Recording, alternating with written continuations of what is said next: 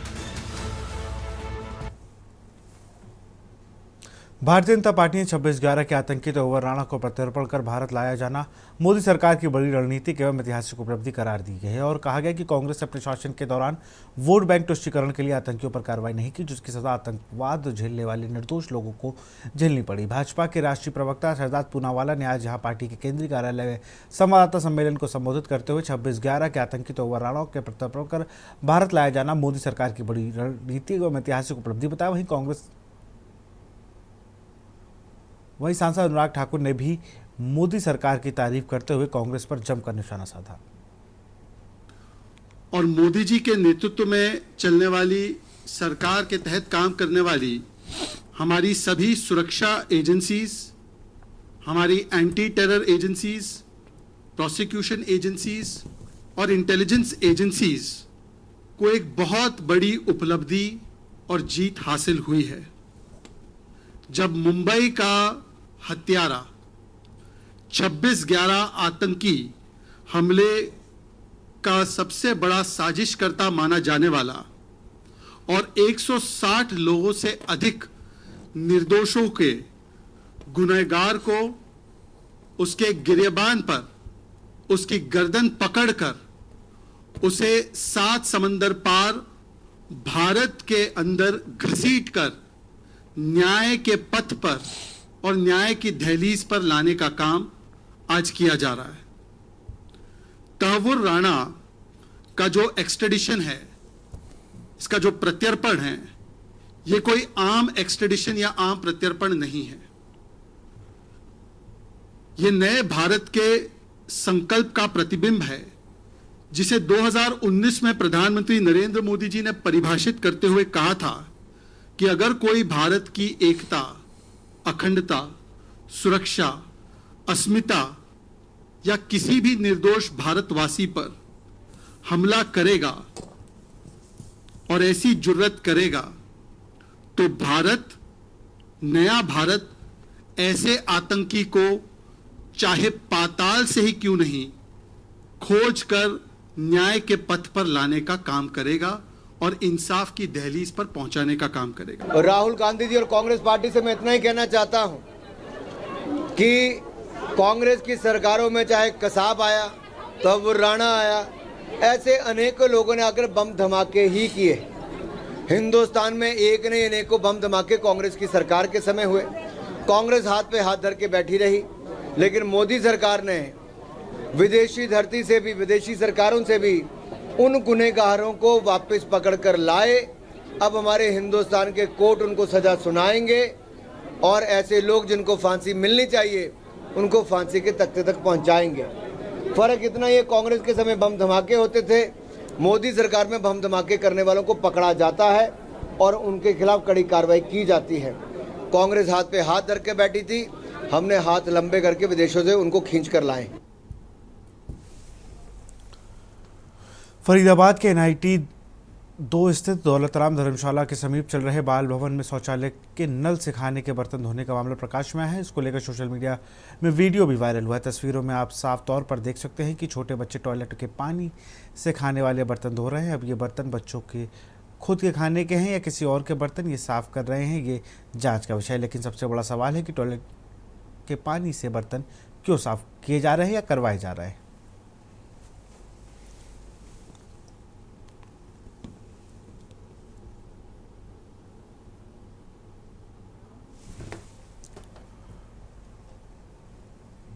हरियाणा के पंचकुला स्थित रायपुर रानी खंड में मौली गांव में एक दलित विवाह समारोह के बाद उपजे जातीय तनाव ने मंगलवार को बड़ा रूप ले लिया। उत्पीड़न के आक्रोशित सैकड़ों दलित नागरिकों ने 5 किलोमीटर पैदल मार्च कर रायपुर रानी थाना का घेराव किया और पुलिस प्रशासन के खिलाफ नारेबाजी की। प्रदर्शनकारियों ने आरोप है कि विवाह के आयोजन के बाद क्षत्रिय समाज के लोगों द्वारा दलितों को खास तौर पर महिलाओं और बच्चों को निशाना बनाया जा रहा है।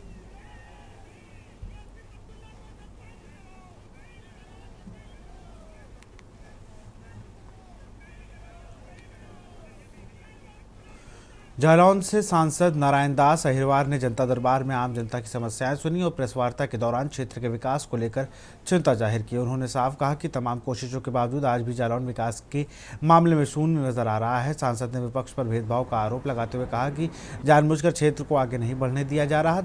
रोजगार, शिक्षा, पानी और सड़क जैसी समस्याओं को वे लगातार संसद में उठा रहे हैं और आगे भी आवाज उठाते रहें। क्या कुछ कहा सांसद ने, आपको दिखाते हैं।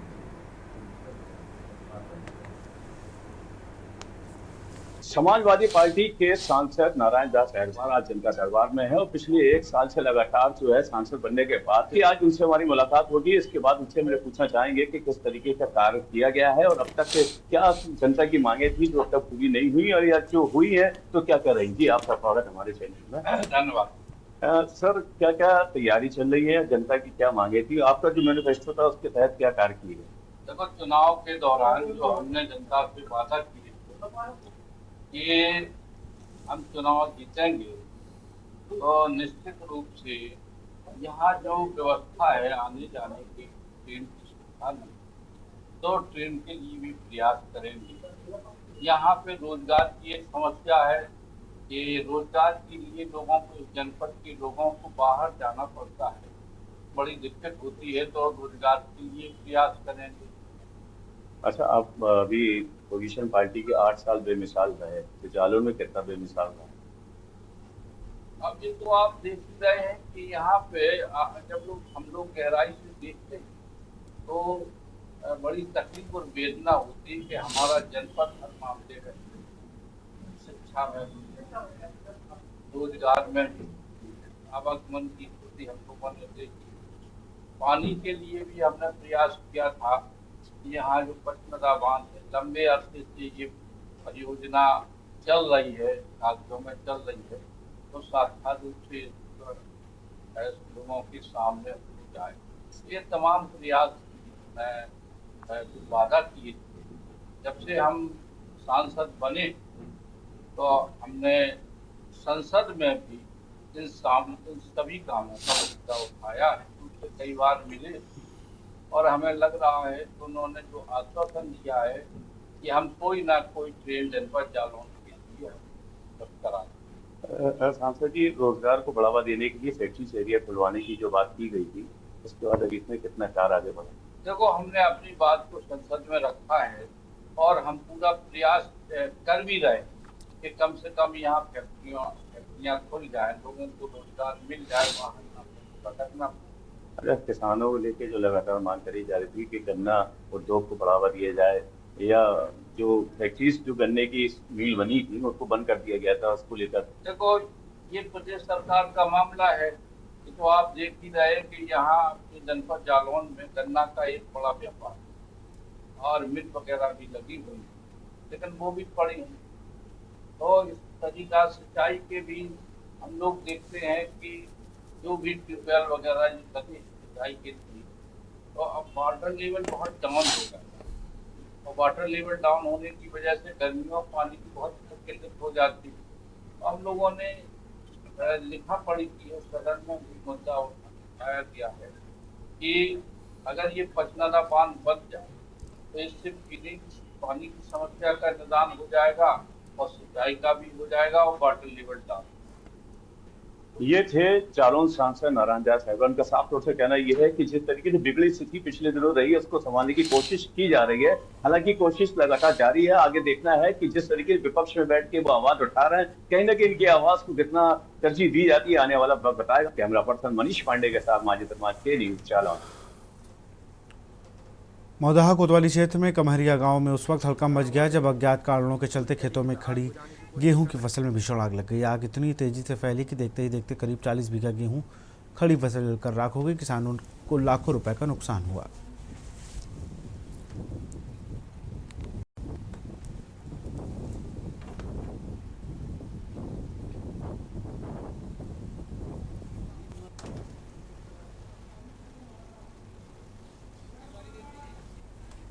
ये देखिए वहाँ से गांव के अंदर आग घुस रही है, तो गांव के लोग देखिए कैसी ये भूमि बैठी है।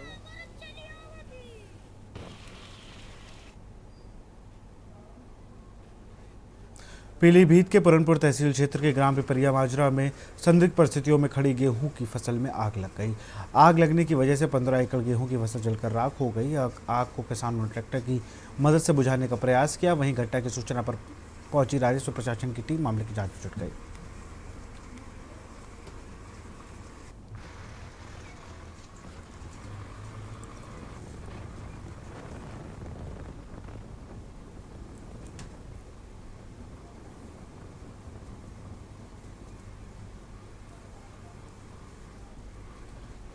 एनआईए हरियाणा पुलिस को आतंकी गतिविधियों में संलिप्त वांछित आरोपी कुलवीर सिंह सिद्धू की तलाश है, जिसने कोरोना काल में पुरनपुर क्षेत्र में लगभग 10 महीने तक समय बिताया था। उसकी गिरफ्तारी के लिए हरियाणा पुलिस ने 10 लाख रुपए का इनाम भी घोषित कर रखा है। कुलवीर सिंह हरियाणा के यमुनानगर जनपद के खरगांव थाना जागीर का निवासी और फिलहाल फरार है। वह पुरनपुर कोतवाली के गाँव गजरौला जब्ती में रहा था और फिर फर्जी पासपोर्ट के जरिए ग्रीस भाग गया। सूत्रों के अनुसार कुलवीर हरदोई ब्रांच नहर के पास दिसंबर में मारे गए आतंकियों के संपर्क में भी रहा था। इसी के चलते एनआईए भी उसकी तलाश में जुटी है।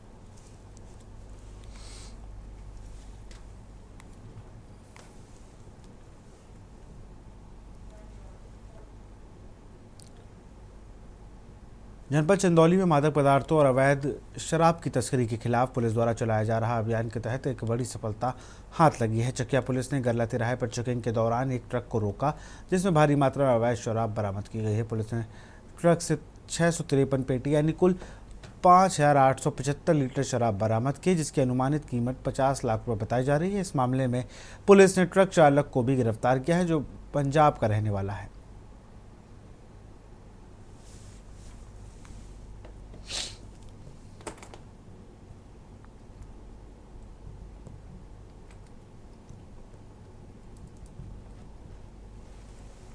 इसमें एसओ चकिया श्री अतुल कुमार प्रजापति के एसओजी टीम के द्वारा ये कार्रवाई की गई है, जिसमें कल एक मुखबिर द्वारा सूचना बताई गई कि पंजाब से एक व्यक्ति पूरे ट्रक के साथ पहले अवैध शराब लेकर आ रहा है। उस पर इनके द्वारा दोनों लोगों के द्वारा पूरी टीम लगा करके गरला तिराहे पर नाकाबंदी करते हुए ट्रक को रोका गया, जिसमें से एक व्यक्ति सत्यनाम सन ऑफ जसवीर, ये रहने वाला पंजाब का है, उसको पकड़ा गया। ट्रक को चेक किया गया तो उसमें से 653 पेटी कुल यानी लगभग 5,876 लीटर शराब बरामद हुई है। कुशीनगर जनपद से एक बड़ी खबर सामने आई है, जहां तोहेरा समाज के जिलाध्यक्ष धर्मेंद्र तोहेरा ने अपने पूरे समाज के साथ हिंदू धर्म छोड़ने की चेतावनी डाली। यह बयान उन्होंने देवरिया सांसद शशांक मणि त्रिपाठी के सामने उनके जनसंपर्क कार्यालय के उद्घाटन कार्यक्रम में दिया। दरअसल तोहेरा समाज पिछले कई वर्षों अनुसूचित जाति के अंतर्गत जाति प्रमाण पत्र जारी करने की मांग कर रहा है, ताकि उन्हें अब तक समाधान नहीं मिल पाया है।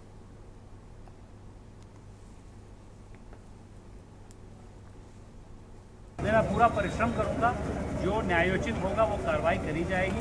मैं कल सुबह यहाँ पर 8:30 बजे इन्हीं के माध्यम से डीएम से बात करूंगा, इसके आगे जो कार्रवाई करूंगा। आप निश्चित रहिए, जितना मेरा सामर्थ्य है उसके हिसाब से करा जाएगा, लेकिन जो न्याय की उचित होगा वही कार्रवाई होगी। इसके लिए पूरी तरह समर्थन। अभी मैं इसको पूरी तरह जांच रहा हूँ। अभी जो मिला है, पहली बार फोन से बात हुई थी, मुझे पूरा विश्वास है कि तो समाधान किएगा। उसके बाद जब निर्णय आएगा तब देखा जाएगा। माननीय देवरिया सांसद शशांक मणि त्रिपाठी जी को हम लोगों ने आज ज्ञापन दिया पूरे तोहेरा समाज के समुदाय के साथ। उन्होंने आश्वासन दिया कि इसकी तहकीकात कर हम जांच प्रमाण पत्र जारी कराएंगे। इससे हम लोग संतुष्ट हैं, मगर ये प्रशासन और शासन बार बार आश्वासन देते हैं और बार बार मुकर जाते हैं। एटा के कोतवाली नगर क्षेत्र स्थित दीवानी न्यायालय परिसर में उस वक्त हड़कंप मच गया जब दहेज उत्पीड़न के एक मामले में आरोपियों और विपक्षियों के बीच जमकर मारपीट हुई। जलेसर न्यायालय में चल रहे इस केस के दौरान कोर्ट परिसर में लात घूंसे और यहां तक कि बेल्ट भी चले। हंगामे में अधिवक्ता अवधेश गुप्ता के साथ धक्का मुक्की हुई, जिससे वकीलों में भारी आक्रोश देखा गया।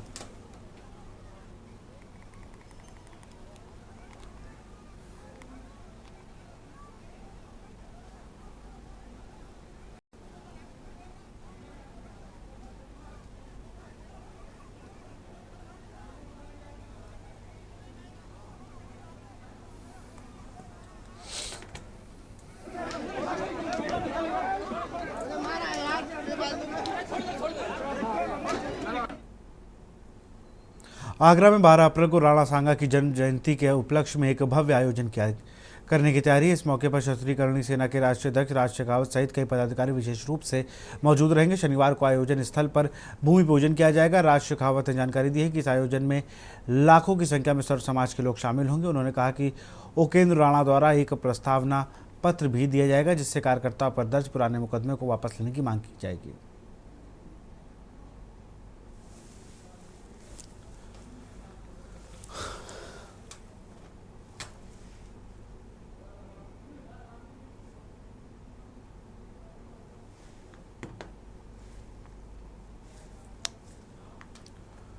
सुल्तानपुर पूर्वांचल एक्सप्रेसवे पर गुरुवार को एक दर्दनाक सड़क हादसा हो गया। यह घटना लोकनाथपुर क्षेत्र के 168.5 किलोमीटर स्टोन के पास स्थित दोस्तपुर इलाके की है। गोरखपुर जिले के गोला थाना क्षेत्र से एक परिवार अर्टिका कार से सवार होकर अमेठी में एक दाह संस्कार में शामिल होने जा रहा था। रास्ते में कार का संतुलन बिगड़ गया और वह तेज रफ्तार डिवाइडर से टकरा गई, जिससे गाड़ी पलट गई।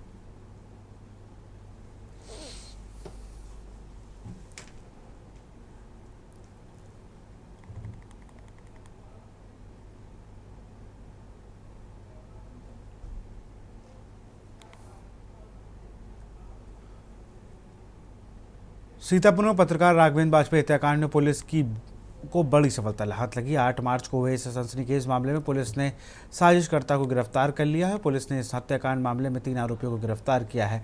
पुलिस ने असलम निर्मल सिंह, विकास राठौर उर्फ शिवानंद को पुलिस ने गिरफ्तार किया है। पुलिस ने बताया कि शिवानंद उर्फ विकास राठौर ने पत्रकार के हत्याकांड की पटकथा रची थी और 4 लाख की सुपारी देकर हत्याकांड को असलम और निर्मल सिंह से अंजाम दिलाया था। दरअसल पत्रकार राघवेंद्र वाजपेयी ने बाबा की शिवानंद की सच्चाई सबके सामने चाहिए थी। बाबा शिवानंद अपने ही नाबालिग शिष्य से अप्राकृतिक संबंध बनाने जा रहे हैं। इसी को लेकर पत्रकार राघवेंद्र लगातार बाबा शिवानंद को ब्लैकमेल कर रहा था।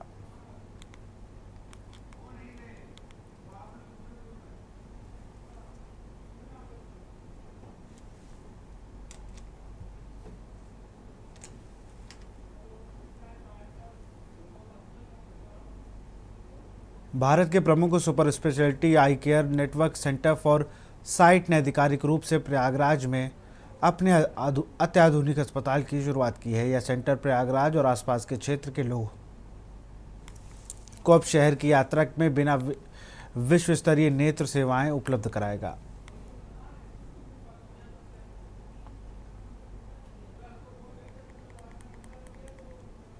ग्रुप ऑफ आई हॉस्पिटल जो है वो आज की तारीख में 16 स्टेट्स में है और उत्तर प्रदेश में हमारा ये 10वां सेंटर है।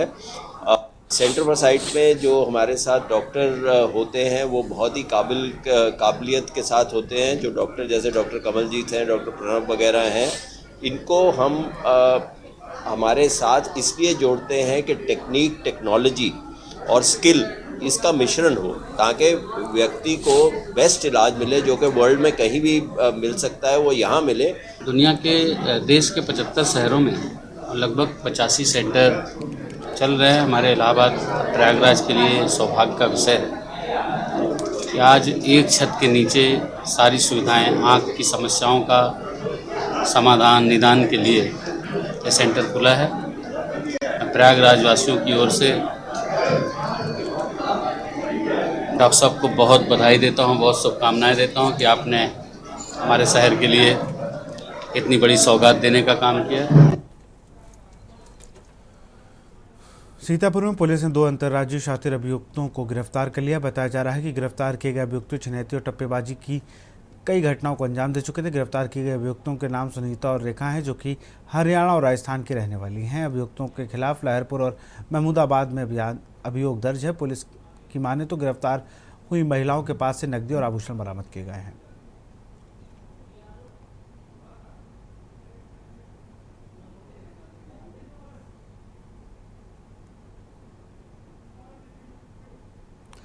सितारगंज नेता प्रतिपक्ष और कांग्रेस के राष्ट्रीय नेता राहुल गांधी के निर्देश पर सितारगंज में कांग्रेस कार्यकर्ताओं की एक महत्वपूर्ण बैठक का आयोजन किया गया। जिला अध्यक्ष हिमांशु गाबा की अध्यक्षता में करण गार्डन में यह बैठक संपन्न हुई, जिससे बड़ी संख्या में कार्यकर्ता शामिल हुए। बैठक में हिमांशु गाबा ने बताया कि पिछले निकाय चुनाव में बड़ी संख्या में कांग्रेस समर्थक वोट काटने और फर्जी वोटिंग की शिकायत सामने आई थी। राहुल गांधी ने इस गंभीर मुद्दे पर संज्ञान लेते हुए निर्देश किया।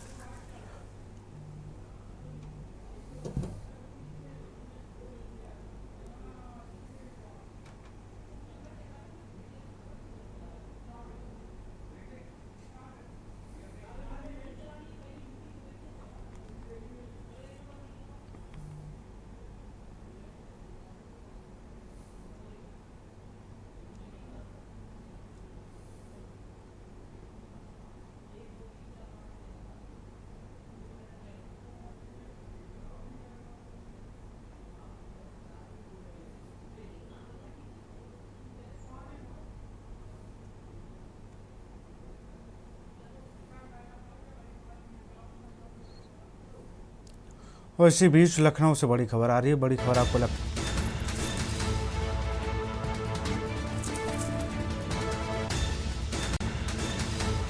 रोड जाम कर बैठे छात्र कर रहे नारेबाजी। 2 गुटों के बवाल के बाद छात्रों में फिर बढ़ा आक्रोश।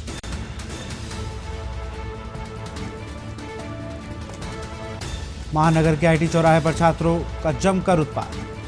दो गुटों के बवाल के बाद छात्रों में फिर बढ़ा आक्रोश। महानगर के आईटी चौराहे पर छात्रों का जमकर बवाल। सूचना पाकर मौके पर पहुंचे भारी पुलिस बल। महानगर और हसनगंज थाना क्षेत्र के आईटी चौराहे की घटना। लखनऊ यूनिवर्सिटी के छात्रों ने आईटी चौराहे किया जाम। रोड जाम कर बैठे छात्र कर रहे नारेबाजी।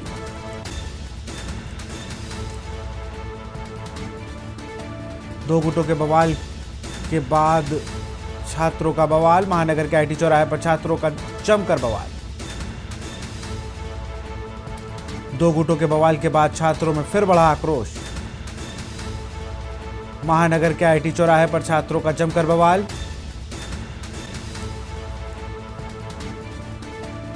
सूचना पाकर मौके पर पहुंची भारी पुलिस बल।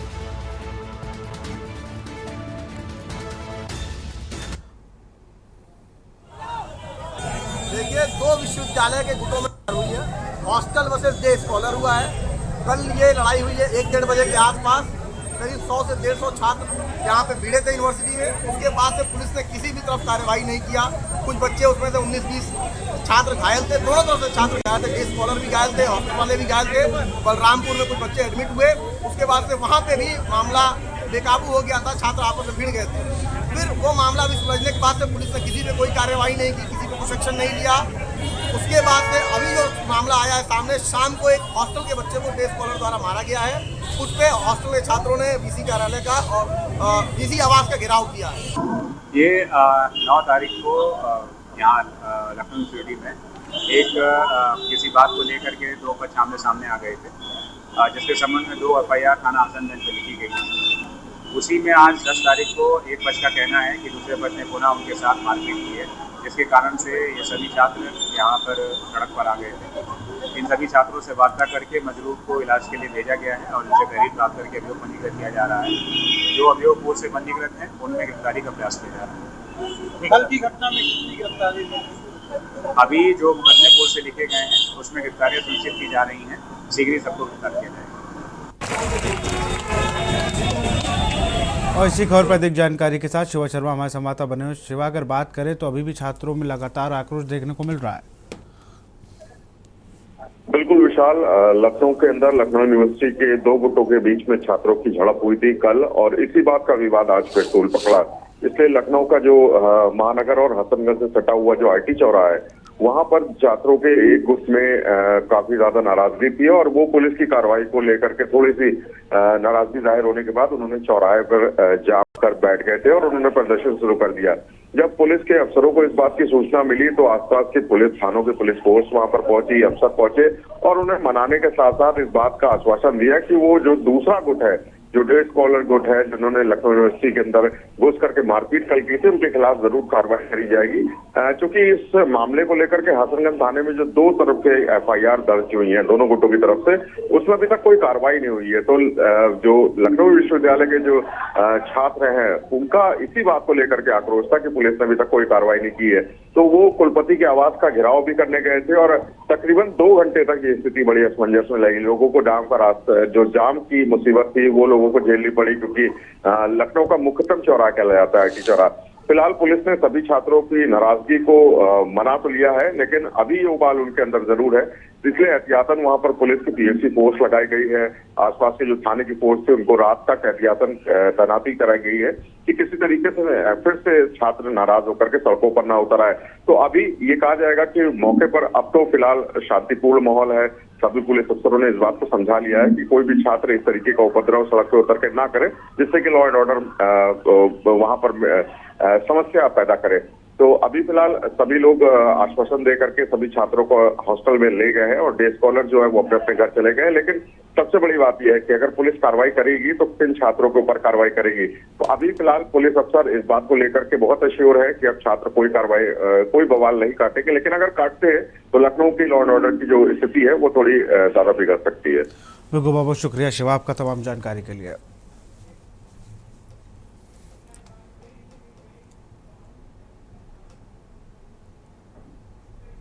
और यहाँ रुकते एक छोटे से ब्रेक के लिए।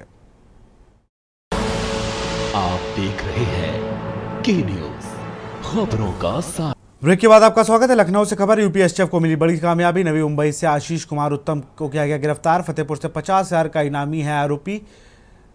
लूट चोरी का प्रयास जैसे 1.5 दर्जन से अधिक केस दर्ज। लखनऊ से खबर, यूपी एसटीएफ को मिली बड़ी कामयाबी।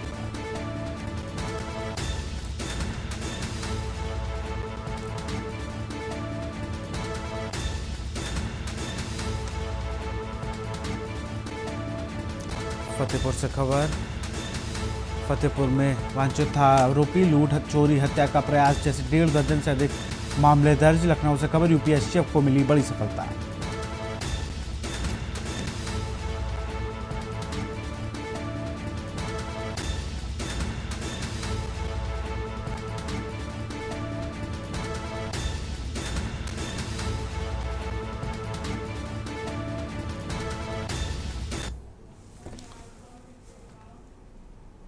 लखनऊ से खबर, सहायक समीक्षा अधिकारी परीक्षा का मामला, प्रश्न पत्र लीक करने वाले गैंग के 2 सदस्य गिरफ्तार। बीते साल 11 फरवरी को आयोजित हुई थी परीक्षा। गैंग के 2 सदस्यों को एसटीएफ ने किया गिरफ्तार। नमन शबरी और शाहिद सिद्दीकी को किया गिरफ्तार। भोपाल मध्य प्रदेश से नमन शबरी को किया गिरफ्तार। दूसरा आरोपी चंदौली से किया गया गिरफ्तार।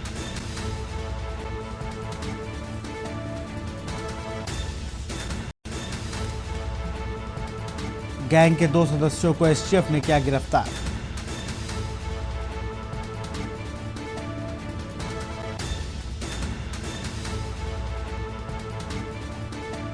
नमन शबरी और शाहिद सिद्दीकी को किया गिरफ्तार।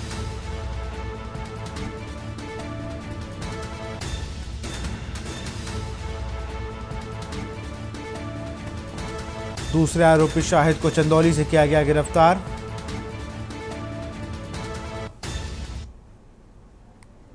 बागपत से खबर, सरेआम सड़क पर दबंगों ने किया हमला। 2 युवकों पर लाठी डंडों से किया हमला। पिटाई का वीडियो सोशल मीडिया पर हुआ वायरल। आकर से खबर, सरेआम सड़क पर दबंगों ने किया हमला। 2 युवकों पर लाठी डंडों से किया हमला। पिटाई का वीडियो सोशल मीडिया पर हुआ वायरल। दोनों युवक हाथ जोड़कर मांगते रहे माफी। आसपास के लोगों ने कराया बीच बचाव।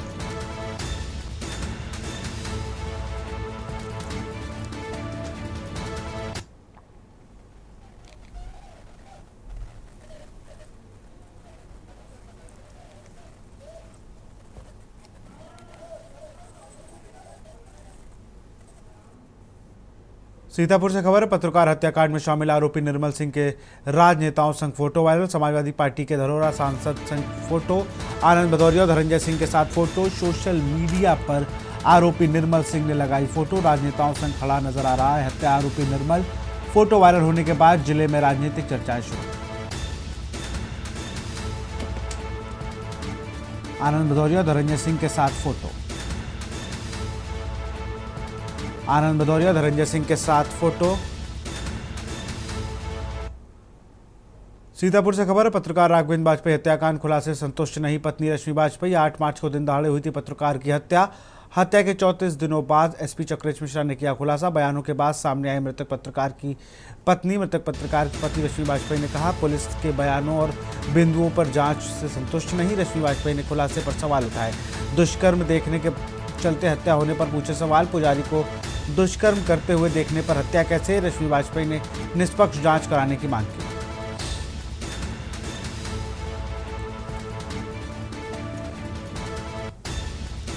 बयानों के बाद सामने आई मृतक पत्रकार की पत्नी।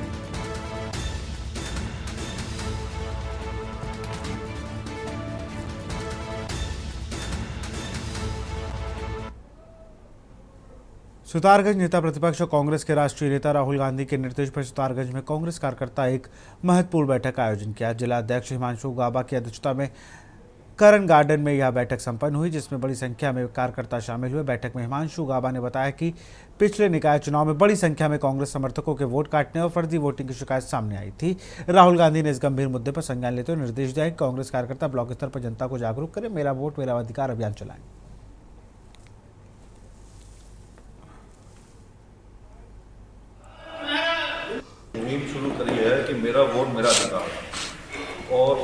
हमारे माननीय राहुल गांधी जी ने उत्तराखंड को चूज किया है कि अभियान हम उत्तराखंड से शुरू करेंगे। उसी को लेकर पिछले 15 दिन से अभी 3 दिन पहले हमारी जिले की बैठक भी थी, सब नगराध्यक्षों ब्लॉक अध्यक्षों को हमने उधमपुर बुलाया था। उसी क्रम में आज मैं सिद्धार्थगंज पहुंचा हूं, उसके बाद नानकमता और उसके बाद खटीमा मीटिंग नगर की और ब्लॉक की। जो ये मुहिम हमने शुरू की है, मेरा वोट मेरा अधिकार, जिस तरीके से भी पीछे चुनाव हुए हैं दिल्ली में, महाराष्ट्र में और हरियाणा में, जिस तरीके से चुनाव आयोग द्वारा वोटों की हेराफेरी की गई, कई जगह वोट काट दिए गए, कई जगह फर्जी बढ़ा दिए गए। हमारे माननीय राहुल गांधी जी ने भी लोकसभा में मामला उठाया कि महाराष्ट्र में पिछले 6 महीने में 43 लाख वोट बन गए। उत्तराखंड के मुख्यमंत्री पुष्कर सिंह धामी आज अपने 1 दिवसीय दौरे पर हरिद्वार पहुंचे। भेल हेलीपैड पर भाजपा विधायक और कार्यकर्ताओं ने सीएम धामी का भव्य स्वागत किया। इसके बाद मुख्यमंत्री ने सरस्वती विद्या मंदिर इंटर कॉलेज में आयोजित प्रतिभा सम्मान समारोह में प्रतिभाग किया। इस दौरान मुख्यमंत्री पुष्कर सिंह धामी ने 4 धाम यात्रा की तैयारी को लेकर कहा कि 4 धाम यात्रा की तैयारी अंतिम चरण में है। उन्होंने सभी अधिकारियों की जिम्मेदारी सुनिश्चित की है। 2 दिन पहले 4 धाम यात्रा की तैयारी की समीक्षा बैठक की गई थी।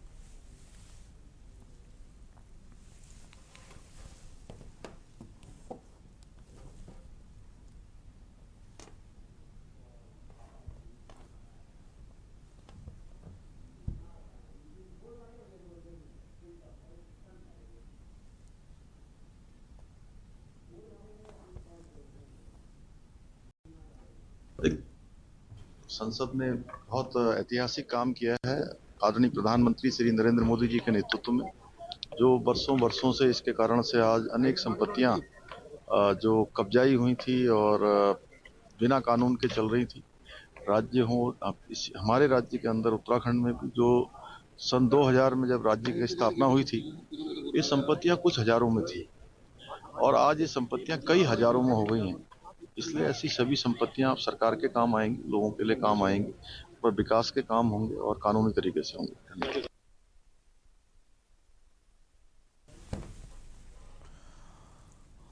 बद्रीनाथ धाम के कपाट खुलने में अब कुछ ही दिन शेष हैं। ऐसे में 4 धाम यात्रा को लेकर जिला प्रशासन की तैयारियां जोरों पर चल रही हैं। चमोली के जिलाधिकारी डॉक्टर संदीप तिवारी ने आज यात्रा मार्ग के महत्वपूर्ण स्थलों का स्थलीय निरीक्षण किया। जिलाधिकारी ने स्लाइडिंग जोन, चटवा पीपल, नंदप्रयाग और कर्णप्रयाग क्षेत्रों का दौरा किया और यात्रा मार्ग की व्यवस्था का जायजा लिया। उन्होंने मौके पर मौजूद अधिकारियों को स्पष्ट निर्देश दिए हैं कि यात्रियों को यात्रा के दौरान किसी भी प्रकार की असुविधा न हो। मुख्यमंत्री जी के निर्देशों में आज सभी विभाग और कप्तान साहब और मैं यहाँ आए हैं गोचर में, और हमने चमोली से जो हमारे काम चल रहे हैं नंदप्रयाग, चटवा पीपल, कर्णप्रयाग, जहाँ पे स्लाइडिंग जोन डेवलप हुए तो उनका भी निरीक्षण किया। तो कार्य की प्रगति संतोषजनक है और नंदप्रयाग में अभी थोड़ा तेजी लाने की आवश्यकता है, जो NHIDCL को निर्देशित कर दिया गया है। उसके अतिरिक्त क्योंकि ये हमारा एंट्री पॉइंट रहता है कमेड़ा का और गौचर का, तो यहाँ जो गौचर का मैदान है, यहाँ टेम्परेरी व्यवस्थाएं हमारे द्वारा की जाती हैं। जहाँ जहाँ अभी कार्य चल रहा है, जो संबंधित एजेंसी है उन्हें भी त्वरित कार्रवाई के लिए बोला गया ताकि यात्रा से पहले जो है मार्ग सुचारू रूप से चालू हो सके। उसके अलावा हमने लगातार कस्बों में अतिक्रमण हटाने का आज से हमारा कार्यक्रम स्टार्ट हो जाएगा। जहाँ जहाँ मोटल नेट से और जो हमारे ट्रैफिक डाइवर्जन प्लान है वो भी तैयार कर लिया गया। जो जहाँ जहाँ हमारी फोर्स का डिप्लॉयमेंट होना है उसका भी प्रारूप हमने तैयार कर लिया है। जैसे ही यात्रा स्टार्ट होगी उससे पहले हम लोग पूरा एकजुट होकर जो है यात्रा को सुगम बनाने के लिए हम लोग तैयार हैं।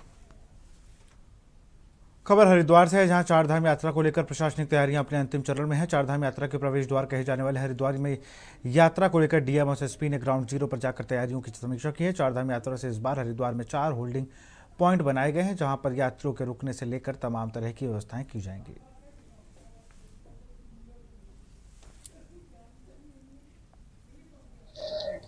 आने वाली 4 धाम यात्रा को देखते हुए यात्रियों को किसी प्रकार की दिक्कत ना हो, इस क्रम में जो व्यवस्थाएं की जानी है उसी के क्रम में आज ये निरीक्षण किया जा रहा है। सबसे पहले हम लोगों ने बैरागी कैंप में निरीक्षण किया है और उसके बाद फिर चमगादड़ टापू का निरीक्षण हुआ है और अब स्कूल में हम लोग आए हुए हैं देखने के लिए। इन सभी जगहों पर चूँकि स्कूल में हमारा रजिस्ट्रेशन होना है, रजिस्ट्रेशन के लिए हमारे 20 काउंटर लगने हैं, उसके अलावा बाकी सारी व्यवस्थाएँ होनी है। इसके अलावा होल्डिंग एरिया भी बनाया जाना है, हमारा चमगादड़ टापू में होल्डिंग एरिया बनना है, बैरागी कैंप में बनना है। तो जो भी यात्री आ रहे हैं, अगर किसी वजह से ऊपर भीड़ होती है, दिक्कत होती है, लोगों को कुछ समय के लिए रोकना पड़ता है, तो उनको किस प्रकार से व्यवस्था की जाए, किस प्रकार से उनको बैठने की व्यवस्था हो, लेटने की व्यवस्था हो, उनको किस प्रकार से विभिन्न जो हमारे धर्मशाला हैं, होटल्स हैं, उनके बारे में जानकारी मिल सके। सुरक्षा को लेकर क्या आगामी चारधाम यात्रा के मद्देनजर हम सभी लोग आज स्थलीय निरीक्षण पर आज आए हैं और 3 जो हमारे मेन पॉइंट्स हैं जहां पर हमारा होल्डिंग एरिया के साथ साथ जो रजिस्ट्रेशन का जो क्षेत्र है उसको भी हम लोगों ने चिन्हित किया है। जितने भी यात्रीगण यहाँ आएंगे जो चारधाम यात्रा आगे यहाँ से प्रारंभ करेंगे उनका रजिस्ट्रेशन के जो क्षेत्र है उसमें करीब हमारे 20 काउंटर यहाँ पर लगेंगे जिसमें सुरक्षा के इंतजाम करे गए हैं। साथ में होल्डिंग एरिया में हमारे कितना वाहन वहाँ पर खड़े होंगे उनका डायवर्जन प्लान वो सभी आज हम लोगों के द्वारा स्थलीय निरीक्षण में देखा गया। मुझे उम्मीद है कि हम लोग एक अच्छी चारधाम यात्रा को संपन्न कराएंगे। खबर ऋषिकेश से है। चारधाम यात्रा पर आने वाले श्रद्धालुओं की सुविधाओं को देखने के लिए अपर पर्यटन सचिव अभिषेक रोहेला ऋषिकेश पहुंचे। उन्होंने यात्रा पंजीकरण कार्यालय परिसर का विभागीय अधिकारियों के साथ निरीक्षण किया। इस दौरान उन्होंने ऑफलाइन पंजीकरण काउंटर की भी व्यवस्था को बारीकी से देखा। श्रद्धालुओं को गर्मी से बचाने के लिए टेंट, पंखे, कूलर की व्यवस्था के साथ साथ पीने का ठंडा पानी, शौचालय और विश्राम गृह की उचित व्यवस्था करने के निर्देश दिए गए हैं। अपर पर्यटन सचिव अभिषेक रोहेला ने बताया कि चारधाम यात्रा पर आने वाले श्रद्धालुओं को ऑफलाइन पंजीकरण कराने के लिए भी इस बार दिक्कतों का सामना नहीं करना पड़ेगा।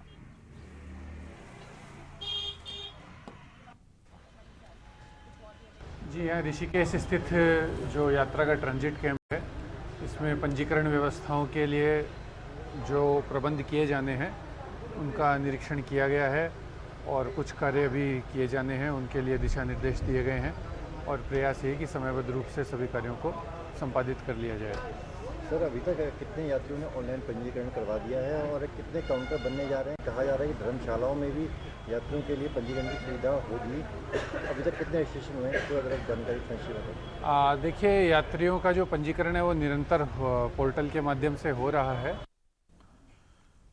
चारधाम यात्रा व्यवस्थाओं को लेकर सीमा सड़क संगठन सड़क मार्गों को ठीक कराने के दिन रात जुटा हुआ है। धारसू से उत्तरकाशी तक 2 डेंजर जोन जिन पर तेजी से काम चल रहा है। गंगवानी से डबरानी का चौड़ीकरण कार्य चल रहा है। गंगवानी से भटवाड़ी तक 15 किलोमीटर पेंटिंग पूरी हो गई है और 20 अप्रैल तक हिना तक कार्य पूरा होगा। उन्होंने बताया कि चारधाम यात्रा सूखी टॉप से गंगानी तक यात्रा खुले से पहले ठीक कर दिया जाएगा। हमारे दोनों धामों में जो हमारी यात्रा मार्ग है लगभग 100 करोड़ रुपए का काम चल रहा है, चाहे वो भारत सरकार की संस्थाएं हों, राज्य सरकार की संस्थाएं हों या जिला स्तर के जो हमारे विभाग हैं उनके स्तर से। उसमें हमारा ये सिलक्यारा से लेके पोल गांव तक जो हमारा लगभग 25 किलोमीटर के आसपास स्ट्रेच होगा, इसमें एक तो डामरीकरण करवा रहे हैं, वो चल रहा है, तो बिल्कुल तीव्र गति से चल रहा है। दूसरा, उनसे भी कुछ जो चौक पॉइंट है उसको क्लियर करवा रहे हैं। तो मुझे लगता है कि ये वाला जो शिलकारा से पोल गांव वाया जो राड़ी टॉप होता है उसमें भी इस बार कोई दिक्कत आने की हमें संभावना नहीं लग रही है। तो रोड मोरालेस कंप्लीट हो चुकी है। धरासू से उत्तरकाशी में हमारे 2 चौक पॉइंट्स हैं, एक रतूड़ी सेड़ा है और एक बंदरकोट है। हमारा प्रयास है कि बंदरकोट हम 20 अप्रैल तक क्लियर कर दें और उसमें जो चौड़ा 12 मीटर की जो चौड़ी सड़क है वो हम यात्रियों को दें और रतूड़ी सेड़ा भी हम 10 मीटर कटिंग करके और वो चौड़ीकरण कर देंगे और जो छोटे मोटे काम होंगे वो हम यात्रा सीजन में करते रहेंगे। खबर उधम सिंह नगर से। कांग्रेस के उधम सिंह नगर जिला अध्यक्ष हिमांशु गाबा ने अपने तय कार्यक्रम के अनुसार आज खटीमा पहुंचे और कांग्रेस विधायक कार्यालय में बैठक की, जिसमें उन्होंने कहा कि राहुल गांधी ने पायलट प्रोजेक्ट के तहत मेरा वोट मेरा अधिकार के तहत कार्यक्रम की शुरुआत उत्तराखंड में की है, जिसमें 2024 में वोटर लिस्ट नाम था। वोटरों के नाम काटे गए, उनके चिन्हीकरण कर आरटीआई पार्टी कार्यकर्ताओं के द्वारा संबंधित अधिकारियों को लगाई जाएगी और यह कार्य बूथ लेवल और हर ब्लॉक स्तर पर कार्य किया जाएगा।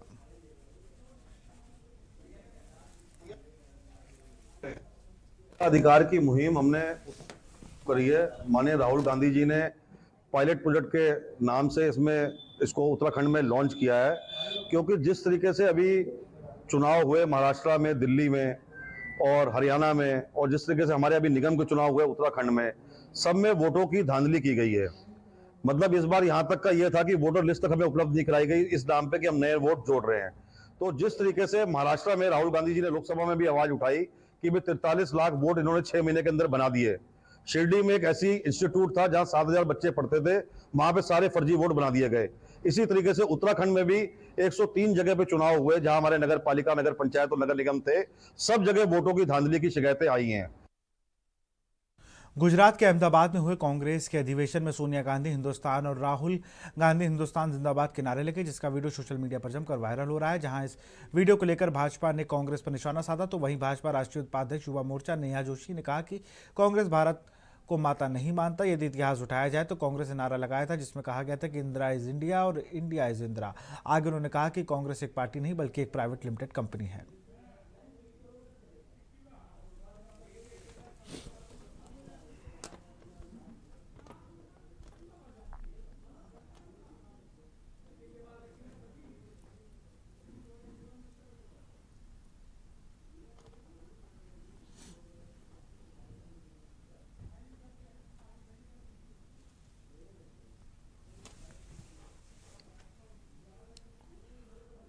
खबर देहरादून से है। चारधाम यात्रा 20 अप्रैल से शुरू हो रही यात्रा को सुगम और सुरक्षित बनाने के लिए शासन प्रशासन तैयारी में जुटा हुआ है। इस बीच परिवहन विभाग के चारधाम यात्रा के लिए एडवाइजरी जारी की है। इसके तहत पर्वतीय मार्गों को रात के समय व्यावसायिक वाहनों के संचालन पूरी तरह से रोक लगाई गई है। यात्री 10 बजे से सुबह 4 बजे तक कोई भी व्यावसायिक वाहन यात्रा मार्गों पर नहीं चला सकेंगे। एआरटीओ प्रशासन चक्रपाणी मिश्रा ने बताया कि पहाड़ी मार्गों पर ड्राइविंग के लिए दक्षता अनिवार्य रहेगी।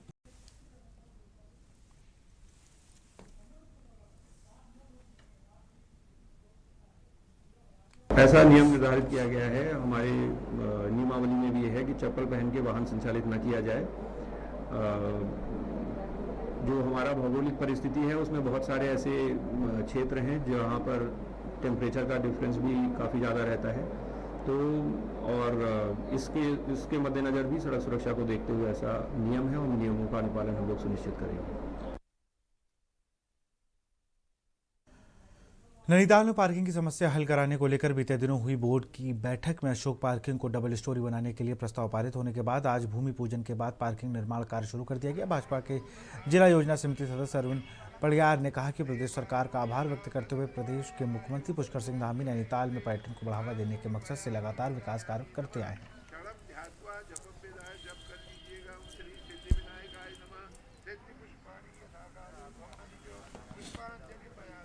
पार्टी की सरकार लगातार नैनीताल को अपना सहयोग और आशीर्वाद दे रही है।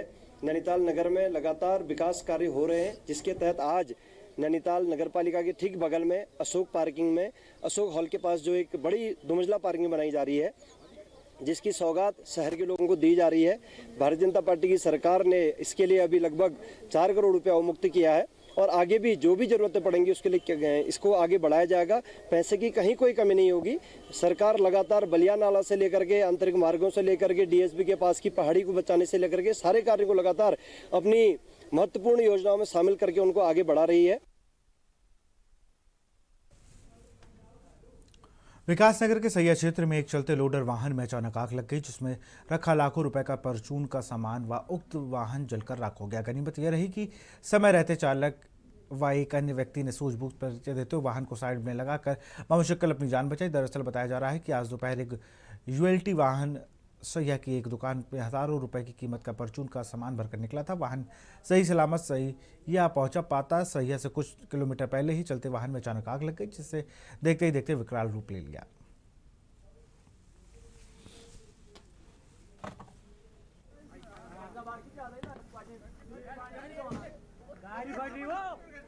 उसमें गाड़ी तो खत्म है गाड़ी। और यहाँ रुकते एक छोटे से ब्रेक के लिए। आप देख रहे हैं के न्यूज़ खबरों का